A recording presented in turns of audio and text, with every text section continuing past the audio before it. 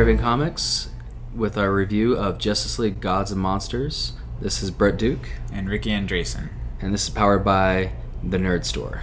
Justice League Gods and Monsters had come out July 28th, and there's a web series that came out about a month before to kind of set us up for what we're going to expect in this movie. And I gotta say that I'm kind of glad that I watched this web series, because these guys are totally different when it comes to the Batman, Superman, and Wonder Woman that we're used to seeing. Yeah, just 3 short videos on YouTube that explained a little blur about each one of these new heroes. And really, I mean, in my mind, just showed how different they are, how much they don't care if they kill people, how much they are just about getting what they want, really. Pretty much, it's up to them. You know, it's however they feel like doing in the moment, whether it's good or not. It's just however they feel like it at the moment. Go ahead and watch those as well and tell us what you guys think about the Batman and Superman one. We found those the most interesting ones. And going to the movie, since it has just come out, it was produced by Bruce Timm and written by Bruce Timm as well.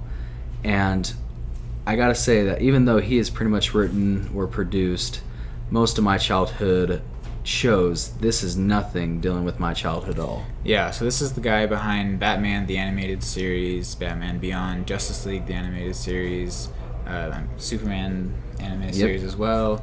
You know, so many great shows we grew up with, and this is also a great show, but it's not one that you can take the next generation of children into with you. In fact, you should not do that. Do not take children with you to watch this. So going into that, just to let you guys know, the actors were Benjamin Bratt, Michael C. Hall, and Tamara Taylor. They were our Superman, Batman, and Wonder Woman. And overall, the important thing is it was familiar when it comes to the movie, because the animation is exactly what we grew up on with the Batman animated series, the Superman, the Justice League. The animation was very similar to those, so it makes you become familiar with those shows because, well, that's what Bruce Timm did. But what makes it unfamiliar is, of course, the plot, which was very well, and there was plenty of backstory, just like a lot of the other movies that he has done for the superheroes. But I feel like this one kind of thinned out a little bit, because when you go to the present time of these characters, there's not much to tell. Yeah, it was a little bit too much backstory.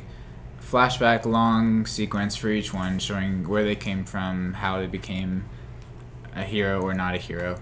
And by the time they actually turned to solving the problem that was the main story of this movie, it was a little shallow, fell a little flat. And it was only 72 minutes long, so maybe an extra 10-15 minutes might have helped with that. Yeah, it was just a little thin. Yeah, but the good news about that 72 minutes, though, is it keeps you on your toes, because these are not the Batman, Superman, Wonder Woman you grew up with. So you're trying to figure out each of these characters because they're very different. I mean, instead of Batman being Bruce Wayne, he's Kirk Langstrom, who is, in our universe, Man-Bat. So they twist things a little bit. This one actually flies. Yeah, he flies like a bat. He fights like a bat. He sucks blood like a bat also. Yeah, he pretty much is a Man-Bat. Yeah. But, I mean, he's called the Batman because there's no Bruce Wayne in this universe. Yeah, so it's definitely new, different from what we expected, which I think is what made it good. Mm-hmm. And the story was good. I mean, it was a little, maybe a little thin, but had a good ending, and I think what people are hoping is that it sets it up for more Gods and Monsters stories in the future, which we'll get with more web series videos next year. But as to whether they'll do a new movie or not, we'll have to see. Mm-hmm. The important character, of course, is Superman, because Superman, well, we all know that the character himself is pretty much a god.